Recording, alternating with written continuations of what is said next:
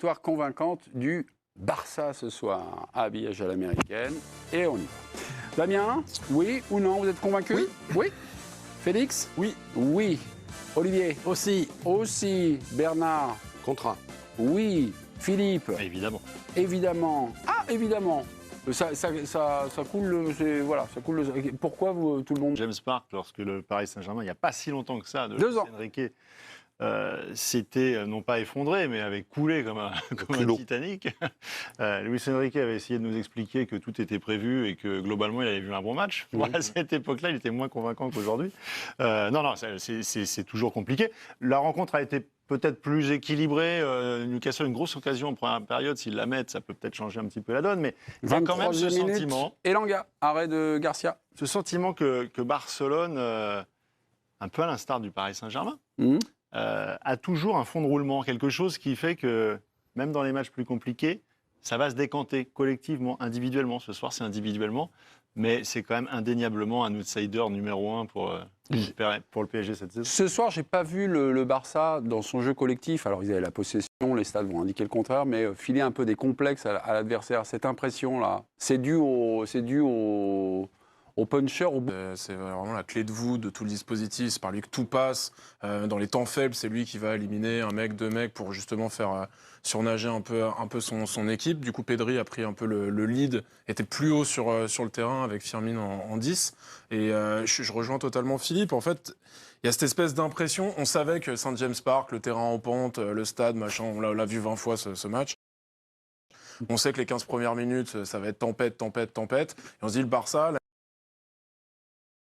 l'année dernière, contre l'Inter, mais pas que, a eu des moments où il perdait un petit peu pied, où les circonstances faisaient que l'équipe mentalement baissait un peu. Et là, j'ai pas trouvé. Là, je les ai trouvés solides du début à la fin. Évidemment, il y a le doublé de Zinzin de Rashford. Mais surtout, j'ai vu beaucoup de maturité derrière pour laisser passer les orages. Test de fiabilité passé, donc. Ouais, et puis je suis pas trop d'accord avec Philippe quand il dit que c'est un outsider du Paris Saint-Germain. Moi, je pense que c'est un favori au même titre que le Paris Saint-Germain. Outsider numéro 1, en fait. Pardon? Outsider numéro 1 pour faire tomber le moi, tenant. je mets vraiment une piécette sur le Barça. L'année dernière, c'est pas passé si loin que ça, finalement. Tu peux penser que cette équipe, elle va continuer à se bonifier, s'améliorer à l'image de la Lamine Yamal. Tu as Monsieur Plus aujourd'hui avec Rashford. Alors, on va voir ce que ça va donner sur la saison. Mais tu avais Olmo qui était sur le banc. Je veux dire, ils ont un 11 qui est déjà impressionnant. Ils ont un banc, ils ont la maturité. Je pense qu'ils seront un peu revanchards par rapport à la saison dernière de leur élimination à Giuseppe Meazza contre l'Inter. Et puis aussi, et ça on en parlera tout à l'heure, mais ils n'ont pas disputé la Coupe du Monde des clubs. Et ça va donner un énorme avantage sur la saison. Ils n'ont pas des blessés comme les a, et on n'espère pas, mais c'est le risque, les aura le Paris Saint-Germain. Donc pour moi, oui. Et on l'a vu ce soir, oui, effectivement, ils se sont fait secouer, ils se sont fait un peu trimballer sur les 20 premières minutes. Mais oui, ils ont géré ça en bon père de famille. Moi, je trouve de panique. Je trouvais que l'année dernière, il y avait des situations où tout d'un coup, on ne comprenait pas pourquoi, notamment contre Milan, par exemple, pourquoi tout d'un coup, la force, elle disparaissait. Et là, j'ai trouvé que dans ce match-là, même qu'ils attaquaient trop. Enfin, mais c'était génial pour moi devant ma télé. mais je trouvais qu'ils avaient une gourmandise. Ça ne les empêche pas d'attaquer tout le temps. Sauf qu'il y avait peut-être moins de sécurité défensive. Moi, j'avais un petit peu peur quand même en première période. Je me suis dit, il manque quelque chose. Mais je les sens pas trop. Sur la fin, il manque quelque chose. Même dans le fait de tenter, on sentait l'absence de Yamal, là c'était clair. Et puis en revanche, en deuxième période, même si les 10-15 premières minutes encore de la deuxième période sont compliquées, mais je trouve qu'il y a une assurance, il y a un petit peu plus de certitude défensive qu'il ne l'avait la saison dernière, et donc tranquillement, ils se remettent dans le bon sens, et tranquillement, ils arrivent à faire, parce qu'ils ont des individualités fortes, de marquer 2 buts absolument exceptionnels. Je suis d'accord, moi, sur les certitudes défensives. Je les trouve un peu plus sûrs. Un peu. Mais je ne les vois pas offrir des certitudes. Ils ont pas qu'une occasion. Il y a Elanga, mais il y en a une autre. Un contre, c'est Gordon qui frappe sur le... Non, c'est pas Gordon, c'est Barnes qui frappe sur le gardien. Moi, ils ne sont pas renforcés dans ce domaine-là.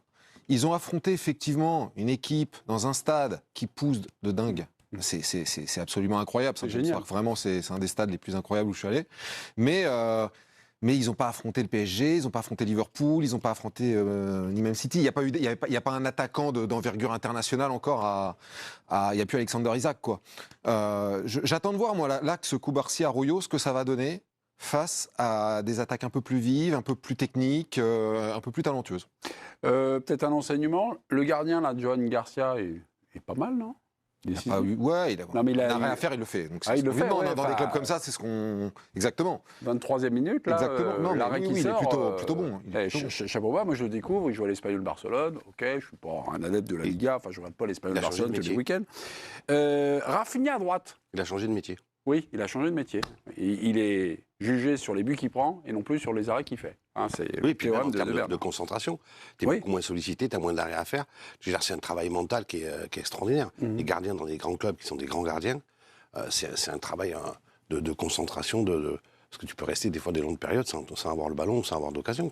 J'avais un autre joueur que j'ai ciblé, c'est Rafinha à droite à la place de Yamal. J'ai trouvé un match pour reprendre un peu notre barème un peu insuffisant. Il a pas mal permuté, avec Rashford quand même. Ouais. Pas tout le temps fixé à droite, il était moins à son aise, c'est sûr. Moi, je trouve le symbole de ce Barça qui a évolué un peu, c'est De Jong, je trouve. Ouais. Quand ils prennent le but, sur une transition mais sublime de Newcastle, pour le coup, avec Gordon qui a à peu près tout raté, mais qui l'a geste juste, c'est lui qui redescend, c'est lui qui cadre, et c'est lui qui reçoit des ballons un peu sales et qui les rend très très propres pour mettre en confiance ses coéquipiers. C'est sûr qu'il il était blessé en début de saison, donc c'est sûr qu'il fait du bien. Ça c'est certain au milieu de terrain, mais est-ce que ça suffira? L'année dernière où je le sentais un peu prendre l'eau comme tout le monde, et là tu sens que il revenait quand même d'une longue période d'indisponibilité. Il fallait qu'il se remette. Mais je viens avec mes questions, vous venez avec vos réponses.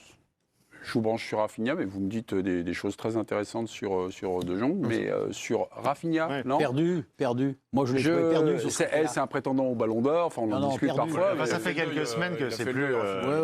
Quelques mois même, non? Oui, même quelques mois. Donc est-ce que c'est un problème de poste ou est-ce que c'est un problème d'explosivité, un problème de sentir les coups? Là, il marche beaucoup à la confiance aussi, ce garçon. Il tentait des trucs quand il était en pleine euphorie. C'est juste un problème de forme, parce qu'effectivement, la saison dernière, si on reprend tous les matchs qu'il a pu faire, il nous a marqué des buts absolument extraordinaires. Et là, on le sent pas. Il fait beaucoup de touches avant de prendre sa décision. On ne sent pas libéré dans sa conduite de balle. On le sent pas. Là, moi, je trouve, bon, c'est peut-être. C'est peut-être l'histoire d'un match aussi. Oui, non, mais pas l'histoire d'un match, non. Je rejoins Philippe là-dessus. Il est pas. Ça fait 3-4 mois qu'il n'est pas bon. Mais même là, sur le côté droit, tu vois, on le sent pas aussi à l'aise que Yamal. Yamal, lui, quand il emmène le ballon. Non, mais oui, mais c'est important. La comparaison, elle est dure. Mais Yamal, quand il rentre sur ce faux pied, c'est magnifique. Je vous ai regardé parce que je voulais vous faire parler de Rashford. Les 2 buts qui marquent. But de la tête. Magnifique. Bon, bel équilibre. Ah non, mais magnifique. Non, mais alors, il a Koundé qui lui fait un cadeau parce qu'il lui dépose le ballon. Mais quand vous regardez le geste, il arrive bien, mais c'est son coup de tête qui est fabuleux parce qu'il met de la puissance et il met la direction. C'est vraiment le coup de tête le parfait. Ouais. Il est beau, il est magnifique. On a l'impression que c'est dans l'essence, mais attention, Rashford, il n'était pas perdu pour la cause. La deuxième partie de saison qu'il fait avec Aston Villa, elle est plutôt bonne. Elle est plutôt bonne. Elle est plutôt bonne. Alors forcément, on reste sur son conflit avec Manchester United j'étais resté là-dessus, moi. Mais contre le PSG. pourquoi Emery il sort? Moi, j'ai toujours pas compris. J'ai toujours pas compris. Vous avez raison, vous me rafraîchissez la mémoire. Et le deuxième but, il n'y a rien à dire. Une frappasse de malade. À un moment donné, vu la course du ballon, je me dis, il a été touché, il a été, tu vois, parce que le ballon, on a l'impression qu'il va partir, puis hop, il replonge rapidement. Mais c'est fabuleux ce qu'il fait. Pour revenir sur les difficultés de Rafinha, puisque c'était la question et le choix de débat, manifestement. Non, c'était un petit truc. Non, mais je trouve, on le voit beaucoup en ce début de saison. La possibilité de l'enrouler pour les attaquants est un des trucs qui déstabilise le plus, là, en ce début de saison, et on l'a beaucoup vu en Ligue des Champions, les défenses. Et Rafinha s'en sert énormément, cette menace d'enrouler, pour au final faire le crochet ou au final pousser un peu plus sa course. Mais tu vois, les défenseurs, c'est toujours la solution qui vont privilégier couvrir les enroulés. Donc si tu le changes de côté et que le jeu du mec est quand même basé dans sa capacité d'élimination beaucoup là-dessus, c'est sûr qu'il est un peu perdu, quoi. Voilà, donc il n'y aura pas de roulé mais c'est normal, sur la droite. Quand tu le changes de côté, il est sur les appuis, c'est pas pareil. Et là, ça change tout. On va vous parler d'Haaland record ce soir puisqu'il a marqué. Il en est à 50 buts à l'âge de 25 ans. C'était un match Manchester City contre Naples. Mais comme on parle du Barça, qui est l'un des favoris à la victoire finale en Ligue des Champions, on voulait, vous sortirez une bouteille. Paf, du PSG, tout puissant. Hier, donc, la Ligue des Champions a parfaitement commencé pour le tenant du titre. L'Atalanta